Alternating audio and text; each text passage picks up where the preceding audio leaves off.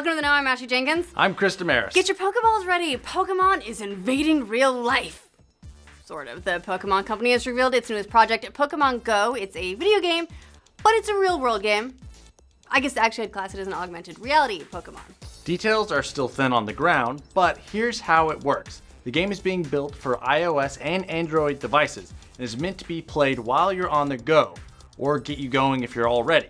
Pokemon will appear in real-world locations, encouraging you to explore your neighborhood and town in pursuit of the motto, gotta catch 'em all. You want more than just your phone though. This game integrates one of Nintendo's first forays into wearables, Pokémon Go Plus.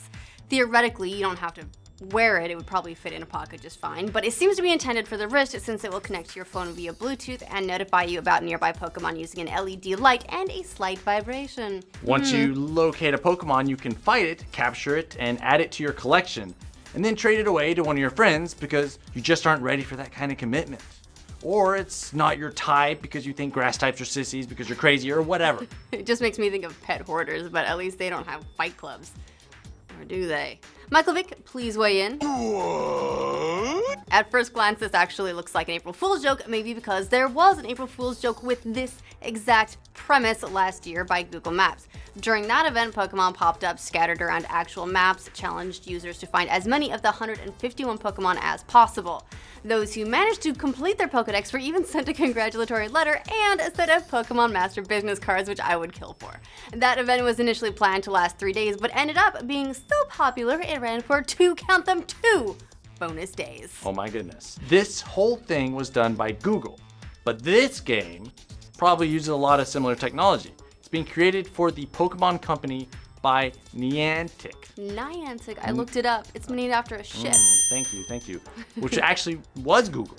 It was an internal startup there until last month when Google restructured and got a new logo and set Niantic free as an independent entity. Niantic wasn't directly mentioned as part of the April Fool's event, but it would make sense that they'd been involved given their history. And the April Fool's event may even have been the catalyst for this project. At a press conference where this game was revealed, the Pokemon Company CEO Tsunekazu Ishihara said he'd been working with Nintendo CEO Satoru Iwata, RIP, for about 2 years, which is pretty close to that timeline.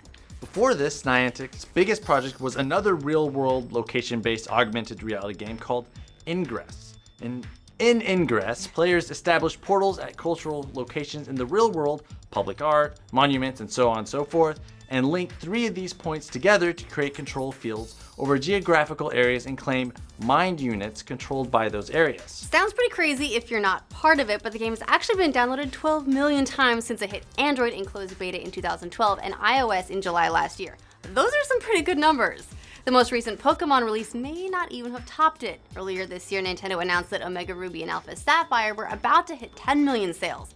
That was back in May, so it may be about those numbers now, but look at this. Take Pokemon, make it free, put it on mobile devices, and then just watch the numbers roll in. Look at Chris, he's so excited. Yeah, and not just the numbers, the money too, inevitably, because free is never actually free. Every 12-year-old who wants to play has to have a smartphone or tablet already, which makes the 3DS look cheap. Then everyone buys the wrist thingies, then everyone gets the free app, then everyone gets microtransactions. No idea what form those will take yet. Nintendo hasn't announced any details yet. I assume Master Balls or something. Probably. There will be microtransactions. That is at least confirmed. It'll be a while before we see anything concrete since the game isn't due out until next year, but not going to stop us from speculating, is it? Never! So I think it looks interesting. It reminds me a little bit of Box High, that old Game Boy game that made you go out in the sunlight to charge your like vampire killing abilities or something like that. It's like trying to get kids to go outside. I think it's really cool though. And also it seems to me like Pokemon is the test bed for Nintendo on mobile because they just released Pokemon Shuffle and now they're working on this. Yeah, I mean, I know I've been wanting Pokemon on my phone since I had a phone. I mean, I don't care if this is good or not. I'm just excited for Pokemon because I'm gonna catch them. Will you actually go out to real world Yes. locations? Okay. I will catch All every right, single didn't even Pokemon. need to complete the question. But what do you think? Does this game interest you? Will you actually go places to play it? Let us know in the comments. And for all your animal hoarding news, make sure you like and subscribe to The Know. Blaine, where are you? Do the Pokemon rap. Pokemon, da-da-dun-dun. Gotta catch 'em all. Pokemon. I like it. Yeah, You're way good. better than Blaine. I don't like. Yeah.